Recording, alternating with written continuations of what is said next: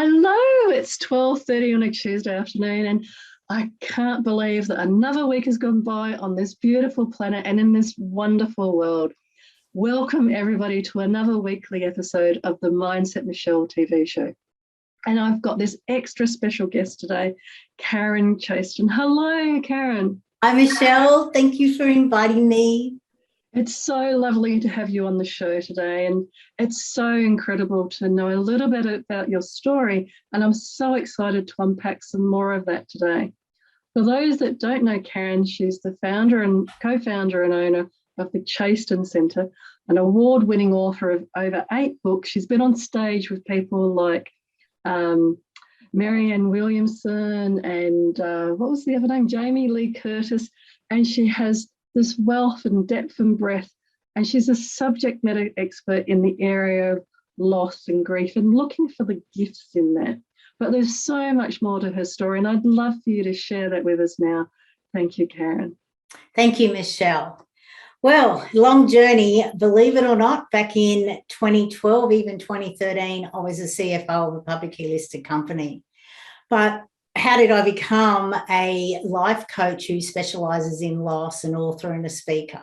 Well, I'm going to take you all back very quickly to the 10th of July, 2011. It was a Sunday morning, and my husband and I woke up thinking we were literally going to be having a lazy day at home. Though within minutes, I was running out the back door, looking at my 27-year-old son, Dan, lying there in the fetal position. We thought he was unconscious, though within minutes the paramedics arrived, and they said those words that no mother, no parent ever wants to hear. I'm sorry, madam, he is dead, and he probably has been for several hours. So what did I do with that? What did I do? Being my tough, ambitious CFO self, the day after Dan's funeral, I went straight back to work, eating more, drinking more, and working even harder. And that's what you do. That's what we're all told to do. Just keep busy, give it time, everything will be okay. So I shoved it down more and more and more. And then 15 months later, when my company was merging with another, they said to me, Karen, you're not going to be CFO in the new company, but we really want you to come with us. You're going to be doing everything you're doing now plus more. Please come with us. And they gave me the greatest gift that anyone can give another person. They gave me a contract that was for 2/3 of what my current contract was. And 48 hours, I was so angry. I had this email from the CEO 2 years earlier telling me that I was the oracle of the company and how much they loved me and all this sort of stuff. And I was like, oh my God. But it was the greatest gift they gave me because it assisted me to wake up from what I now call my Groundhog Day days, where I wasn't looking after me. I wasn't looking after my family, my relationships. Sure, from the outside, I looked really successful, but I wasn't. So I chose redundancy, and that's when I started on this journey, the journey that I call the journey to finding my best friend, which is me, the journey to becoming your own best friend. So that's me in a nutshell. And then along the way, I became a life coach, and I specialize in help in loss, but not only, and people will think, oh, wow, you're a CFO, you were a CPA, you have a master's in accounting, and now you're a life coach. But believe me, I actually also have my people and profits connection, which I take into businesses to help them to realize that their employees are their greatest assets. Wow, thank you, Karen. What an incredible journey, and my condolences again for your loss. And I can't even begin to imagine the shock of finding him there and then realizing that he'd passed over. And what courage and what strength to be able to share your story now and to share it in such a way where you are talking about not just moving on or going on in that busyness that you initially did and that many people would initially do, because it's such a shock to the system, but then using your experiences to understand that it actually was gifts to help you to discover you some more and move more into who you are. Yes. And, you know, look, it is sad that Dan's not here, especially when you see his twin brother and older brother and half sister, you know, moving on with their lives and building their own families and all those sort of things. But the beauty is that I spend more time with Dan than I do with any of his siblings, which is, I know everyone goes, how? And I'm like, seriously, he is the co-founder of the Chaston Centre. The way he has guided me, the way he literally helps me write all my books. He is with me all the time, and he's planting these crazy ideas in my head all the time. But I wasn't aware of any of this. Like, sure, I had sort of a spiritual aspect to me before, but now I totally get it. And I know that I did Dan's passing the hard way. And that's why I created these programs to assist people to do it an easier way. It doesn't have to be hard. You know, we really do have a lack of loss intelligence. And I feel that Dan and I are here to assist people to make it easier, to find that better way. And it's something I always did in my corporate life. I was always, there's got to be a better way. There's got to be an easy way. Let's find that better, easier way. And that's what I always did. So it just sort of made sense that after doing it such a hard way and ignoring it and shoving down, you know, my feelings with food and alcohol, the funny thing is I don't even drink now. I stopped drinking in 2018 and I don't miss it. I don't crave it. I am loving life without it. And I used to drink a bottle of wine a day. So it's not as though it was, you know, most people are like, who knew me in those days are like, Karen, I can't believe you don't drink anymore. And it's like, it was easy. Well, it's that choosing you over those addictions and those habits, which many of us have reached those kind of turning points in this type of work that we do. Mm-hmm. You would also have, I imagine, this incredible and really insightful, what does success then mean to you? You'd have a very different approach, I feel, to many others on the show. Yeah, and I'm sure it's completely different to what it was in my corporate life. So let's briefly touch on that. Success in my corporate life, and I'm really glad you asked me this question. Let's actually go back there, because I ask people this question also, because I don't think anyone takes the time to actually sit down and go, what does success mean to me? We take on everyone else's sort of interpretation on it, and we sort of run our life a little bit like that. And that's what I did. Success to me was all outer success, you know, and people from the outside would have thought I was successful. You know, I had the career, I had the great salary, I had the house, the car, the overseas trips, you know, all those sort of things that a lot of us would define as success. And then you would go, you know, is that success? Whereas now I know that was not success. You know, my relationships were in tatters when Dan passed, when I left. My health was in tatters. You know, I was heading at 1,000 miles per hour towards type 2 diabetes, a heart attack, stroke, possibly even death, because I literally was working myself to death. I was working 6 days a week. I wasn't looking after myself, and my relationships were just there. Whereas now success means to me taking time to deep dive into every single area of my life.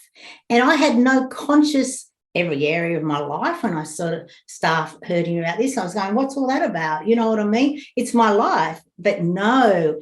And I created in the Chaston Centre, we have a wellness wheel which has 9 areas of life.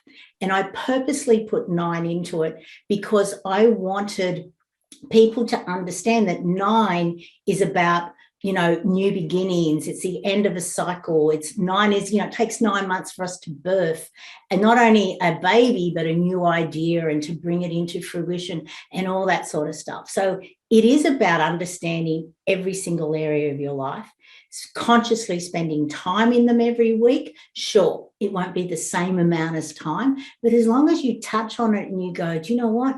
This is rolling along nicely. This is where I am. This is what I want to do. And I'm slowly closing that gap to being where I want to be in that area of my life. And that's what success now means to me, especially relationships. You know, Dan died. We thought a healthy 27-year-old son went out with his mates the night before. I lent him $200. I wish I hadn't. I wish he would have stayed home that night. But, you know, and it's just like understanding that you don't know what tomorrow is going to bring. You are only guaranteed today. So success means making sure that today is lived and loved for yourself and for everyone else around you. And I love how you so beautifully shared that, and thank you so much for taking people on that journey. And it's very true. Many people watching will be at work or in a job where they're working very hard, and they feel that they need to work hard, and of course to pay the bills, for their family, for all of those very valid outside reasons. But you're right, we only have a limited time in this life and in this planet. And if your whole time is spent looking outwardly, then, you know, you can miss out on that beauty. And I love that definition of success then, where you're looking inwardly and looking at the 9 different areas. Thank you. What would you say then would be some key tips that you might share with other people around how they can also build this mindset for success? I mean, not everybody would look at loss and grief, and people are in some ways in a bit of pain, whether they realise it or not, with COVID and things that have been happening, because their lives have changed. Mm-hmm. So what type of secrets or recommendations would you give to people to recognise, firstly, the grief that they may have for the old life that they've left behind? Looking for those gifts that not everybody kind of goes, well, actually, there's 2 sides to everything. Grief has a gift and gift has a grief. So there's both elements to it. What kind of tips would you recommend for people? Well, in my gift of loss process, I have a 5-step process, right? So I'm going to really quickly go through that, because I think I know this works for any kind of loss. And that's why it doesn't matter if it's a death of a loved one, a divorce, your job, your health, your wealth, your pets, or any of the minor ones that have come up in this pandemic. You know, loss of freedom, choice, status, identity, changing work conditions, recreational and social activities. There's so many things that have happened. But one thing that I have found with every single person that I work with, loss of identity is at the top of the scale. Because we lose ourselves throughout our life. We come into the world where we're perfect and we're loving and we're joyous. Just look at children. You know, look at young children, how quickly they move through their emotions. Like, and they literally, 1 minute they're crying, the next minute they're laughing, the next minute they're joyous and they're running around, and they really have just moved on. We don't do that. We carry on things and we hold them, and that's what stops us, and that's what helps us to actually lose our identity. Whereas I feel that our life is all about us coming back to us. And that's why the first step in my gift of loss process is to stop. Isn't it funny that in COVID it was let's all stop? And look how the world started to heal, and look at how communities, families sort of came back together. They started doing things together and they started to come back together. So that's the gift in it, is in the stopping, you get to go, what does this mean for me now? What does this mean for me moving forward? And we've got to ask ourselves those questions. Because the quality of our life will always come down to the quality of the questions we ask ourselves. And if we don't ask ourselves questions, we'll never, ever reveal that answer that is waiting to come to us. And from that answer, we then get our action steps and the way forward. And each action steps takes us closer and closer and closer, not only to ourselves, but to our dream life. So the first step is to stop, and it's to go inside. And let's face it, most of us don't like going inside. There's this big dark unknown where we actually are going to find our emotions, and we're going to find things that are going to come up that we haven't dealt with. But that's the gift, because when we deal with those things and we grab those lessons, you know, since I've been on this journey, I've really started to look at the English language and break down our language. Lessons. When we look for our lessons, it's less on us. The word tells us less on us, which is so beautiful. But that's the first step, is to stop and to deep dive into us. The second step is to accept. I just wanted to say there with that first lesson, it's such a beautiful way, and thank you. I hadn't heard that, less on us. No, not many people have. It was guided to me. Dan popped it into my head one day. I love it. It's a really, I love the plays on English language, and that's a beautiful one, less on us. Because many people, when they do start to go inside and start to look at themselves, they can actually feel quite uncomfortable. And I do encourage with people and companies we work with, helping them to understand that it does take courage to look at it, and it can feel uncomfortable. But I really love that less on us, because it's a great way for people to then understand that it may be uncomfortable, it may this, it may that. But once you release some of that, once you release through your awareness and your understanding what is happening in your life and what it means for your future, then you can actually take control of it, and you can start to manage it, rather than it being kind of like, you know, you don't want to see it, you don't want to hear it, you don't want to know it. Yeah. And so I love that, you know, that stopping is so important, to then be able to look inside and to uncover it more. And step number 2 was the accept, right? So in Elizabeth Kubler-Ross's 5 stages of grief, acceptance is the 5th. Now, I've made it the 2nd, right? And the reason that it's the 2nd is, until you accept things, accept what is happening, and realize that most of it is out of your control, you cannot be able to move on, because you're too busy fighting it. And you're too busy in the negative emotions, which keep you down and keep you, you know, depressed and angry and all of those sort of things. But once you come to acceptance, which is actually quite high up on the Hawkins, you know, scale, a map of consciousness, you actually come to acceptance and you go, right, okay, this is what's happened. So how can I now make the most of it? How can I now make this be a pivotal moment in my life where I know that I'm going to be different, I'm going to move forward, right? There's no going back. You know, there's no bouncing back. You know, it's about bouncing forward, and we've even jot of holding yourself forward, because that's what life's about. But it's in the acceptance stage that you also start to take responsibility for the things that have happened.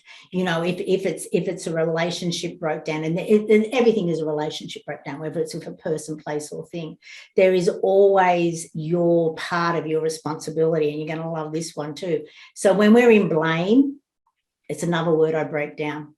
And you go, how can you break down blame? I'm like, seriously, I can break down blame. So there's the blah, which is all the blah, blah, blah, blah, blah, blah, blah, or then there's me. Right? So when we're in the blah, blah, blah, blah, blah, which a lot of us are in, especially at the moment, we forgot about me. So we've forgot about taking responsibility for ourselves.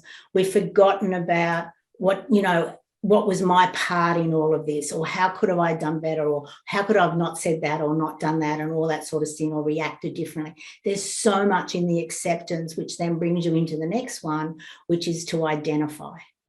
And that's where you do the deep dive into you.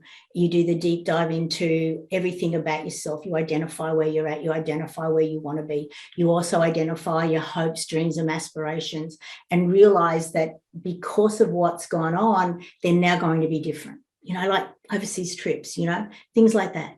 You know, and it's all about those sort of things. So it is about acceptance. Identifying, because once you identify, you then can complete.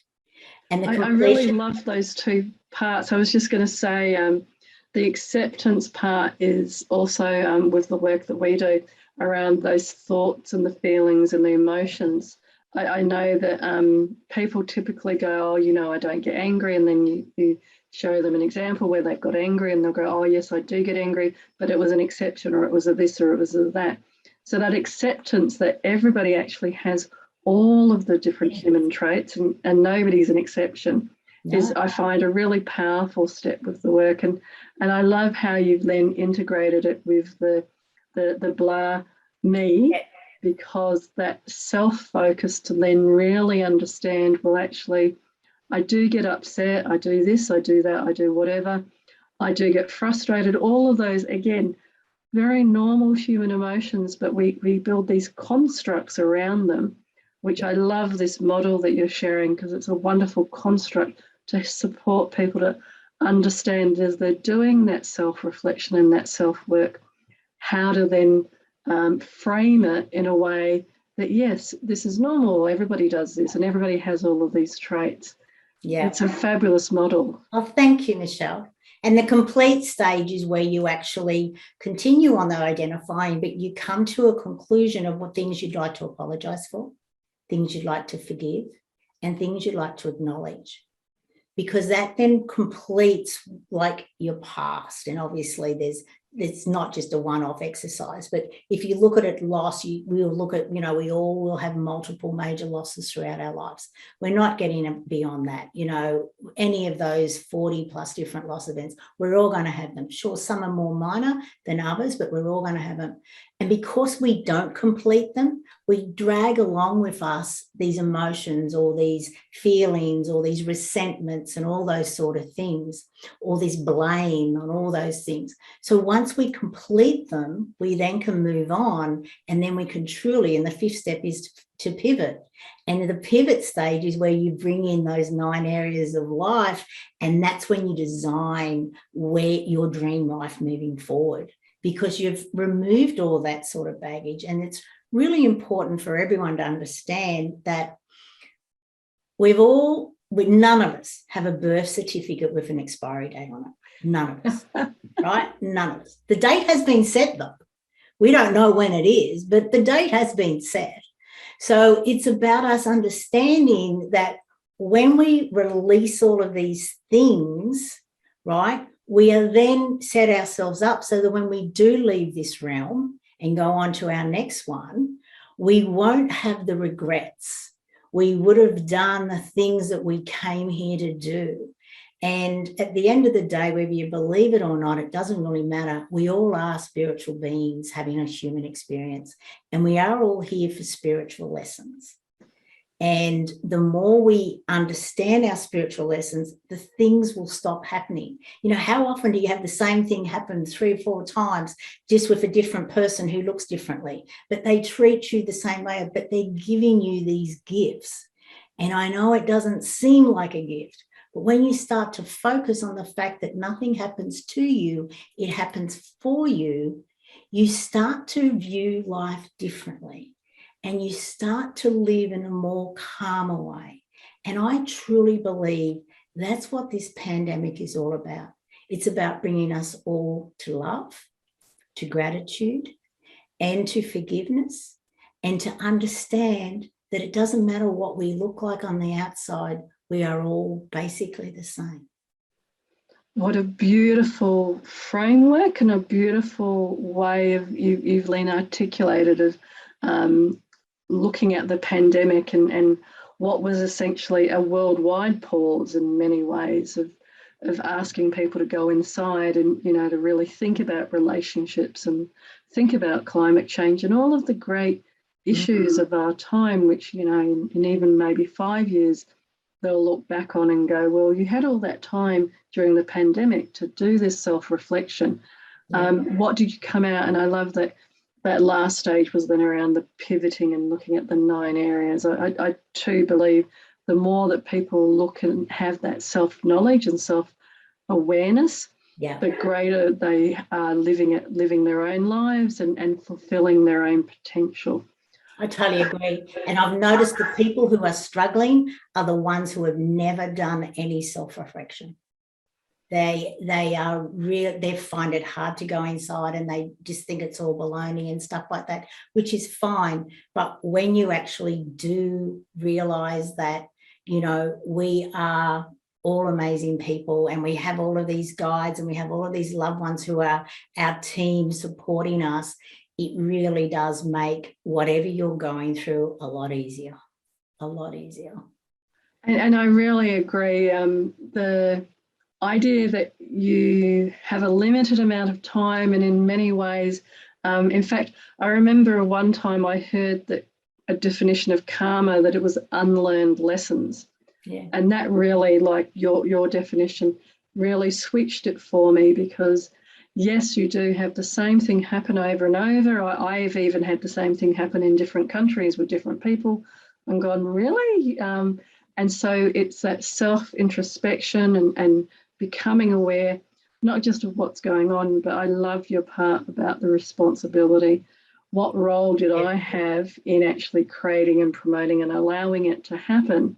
And through that awareness process, and that's where the lessons on us, I really get that this beautiful process that you've created around supporting people with their grief and with the gifts from all of that.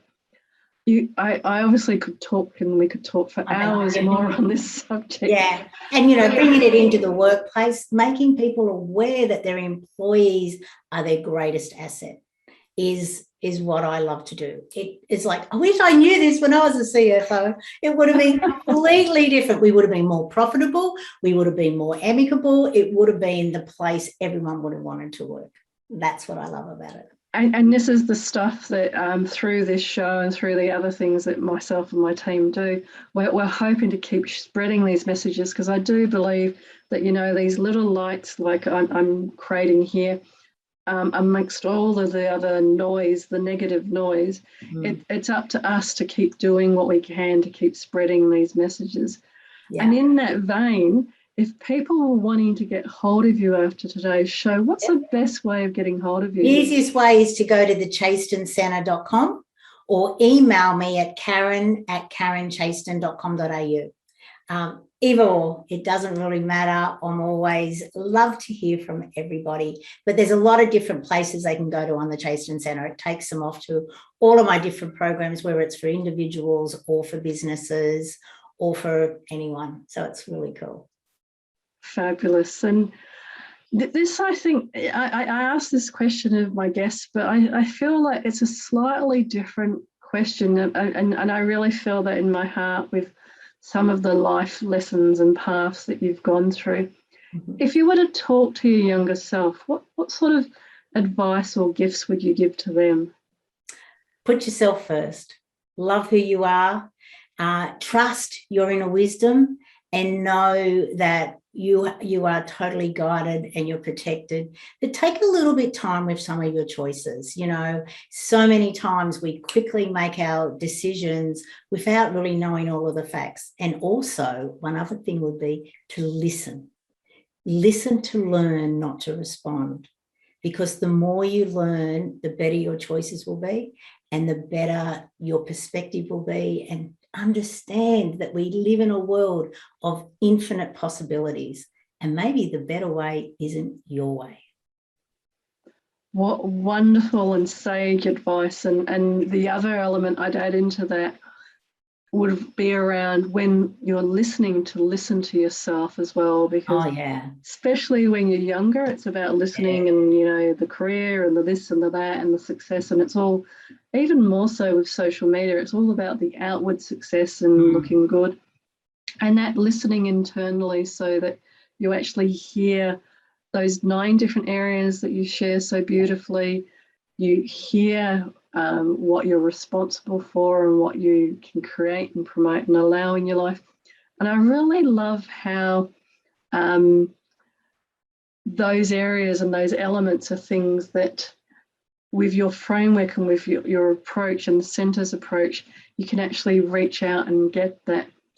If there was one thing that you were wanting to say to your younger self that was a CFO perhaps, because we have done a little bit of different through your incredible experience, what would that be? Don't work so hard and don't drink as much. Actually, use a difference avoidance tactic. Actually, you don't need avoidance. Yeah, look after yourself. Like, I didn't look after myself, and we only have one vessel. So often we live the old adage of, I spent my health to get my wealth, and now I'm spending my wealth to get my health. So just don't even waste your money on, look after yourself. Really, because you're so much more energized, you're so much more productive. It was ridiculous the way that I didn't eat properly, I drank too much, and I didn't have my me time, whereas now I have a lot of me time. Me time is really important. At least an hour every day, everyone should have that time just to themselves. And if you don't have an hour a day, give me your calendar. I will find you 10 hours a week. And I've never, ever looked at anyone's calendar where I cannot find that hour a day. So, yeah, totally. Wonderful. And I'm so glad I went there with that question, because, it's about finding that me time. And prioritizing that me time. It's not finding it, it's prioritizing it, schedule it, and do not change it for anyone. Yes, and that's a really important point too, about keeping the boundaries around the you time as well. Yeah, that's probably another one. Learn how to say no, because more often than not, if you're saying yes, you're saying no to yourself, and that's not good. That's also a very good truism as well, that the more that you're saying yes to other people, you're saying no to yourself. So as I said, we could share so many wonderful insights, and thank you so much for your time on the show today, Karen. Thank you. I've loved being here, and I agree, we could chat all day long. Well, it's amazing, and I again thank you for such valuable insights and such a wonderful way of looking at that process of grief and the blessings in change and difficult change.